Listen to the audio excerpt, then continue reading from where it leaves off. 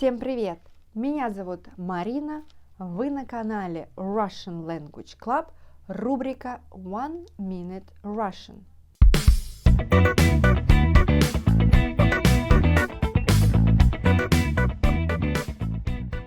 В этой рубрике за 1 минуту я объясняю вам какие-то трудные моменты в русском языке. В этом видео я расскажу о словах «всегда» и «все время».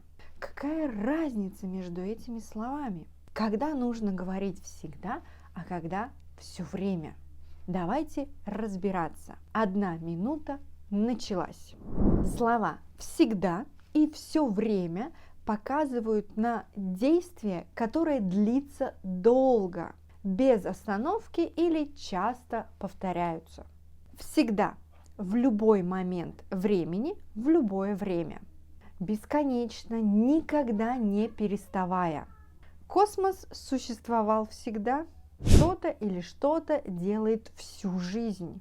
Например, моя семья всегда меня понимает. Очень часто, регулярно, каждый раз. Мой телефон всегда занят. Ну, конечно же, когда я сплю, он не занят. Но я скажу, мой телефон всегда занят. Я всегда работаю.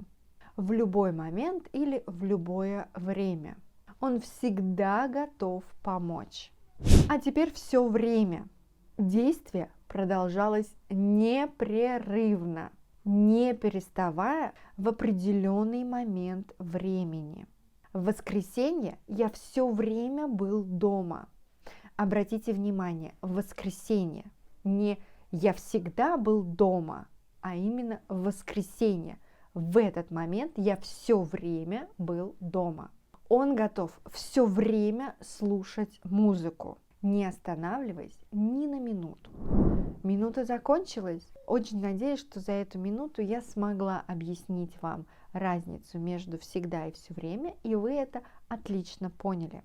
Больше видео рубрики One Minute Russian вы найдете здесь. А сегодня все. Подписывайтесь на YouTube канал Russian Language Club, чтобы не потерять новые видео. Подписывайтесь на Russian Language Club в социальных сетях Instagram, Telegram, Facebook и TikTok. И вы всегда можете поддержать проект Russian Language Club на странице Patreon. Сегодня все. Пока-пока. До скорой встречи.